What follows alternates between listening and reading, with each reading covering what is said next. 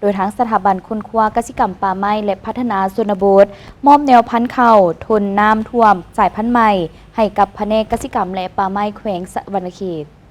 พิธีดังกล่าวได้มีขึ้นที่ศูนย์ค้นคว้ากสิกรรมทาสโน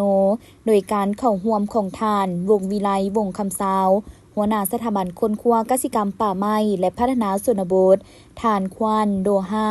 ผู้อำนวยการศูนย์โกเปียประจำลาวทานคำมอนทีลาวงห้องหัวหน้าแผนกกสิกรรมและป่าไม้แขวงสะหวรรณเขตทานจำปาทองธรรมวงศ์อำนวยการวิทยาลัยกสิกรรมและป่าไม้แขวงสะหวรรณเขตพร้อมด้วยหัวหน้าศูนย์ค้นคว้ากสิกรรมทาสโนนักค้นคว้าและพนักงานวิชาการจากภาคส่วนเกี่ยวข้องเข้าร่วมในโอกาสดังกล่าวทานวงวิไลวงคำสาวก็มีคำเห็นว่าการเปลี่ยนแปลงของสภาพดินฟ้าอากาศและด้านเศรษฐกิจสังคม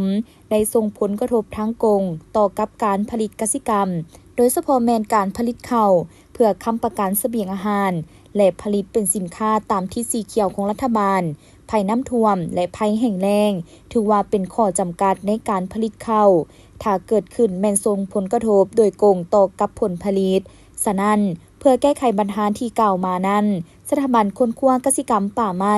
และพัฒนาชนบทได้มีแผนงานค้นคว้าและปรับปรุงแนวพันธุ์พืชโดยเฉพาะแม่นการค้นคว้าและปรับปรุงแนวพันธุ์ข้าวให้มีความทนทานต่อกับภัยน้ำท่วมและทนทานต่อกับพยาธิศัตรูพืชการพัฒนาแนวพันธุ์ข้าวแม้นได้รับการสนับสนุนด้านงบประมาณจากศูนย์ค้นคว้ากสิกรรมเกาหลีโดยผ่านศูนย์โกเปียประจำลาว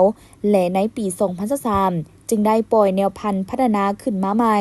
จำนวน1แนวพันธุ์ซึ่งเอิ้นว่าหอมทาสโน13ซึ่งเป็นแนวพันธุ์ข้าวหอมทนทานต่อกับน้ำท่วมและทนต่อกับพยาธิข้าวที่สำคัญในสปป.ลาวเพื่อเฮ็ดให้ชาวนาได้เข้าถึงการนำใช้แนวพันธุ์ใหม่เพื่อทำการผลิตสำหรับค้ำประกันเสบียงอาหารและผลิตเป็นสินค้าแนวพันธุ์ข้าวทนทานน้ำท่วมที่มอบให้กับแผนกกสิกรรมป่าไม้แขวงสะหวรรณเขตมี2ต้นศูนย์ค้นคว้ากสิกรรมทาสโน2ต้นและวิทยาลัยกสิกรรมป่าไม้แขวงสะหวรรณเขต1ต้นรวมเป็น5ต้นเพื่อนำไปแจกย้ายให้กับพนักงานประชาชนและบ้านที่มีความเสี่ยงต่อน้ำท่วมให้มีโอกาสได้เข้าถึงแนวพันธุ์ใหม่ๆที่มีคุณภาพและมีผลผลิตหลายขึ้น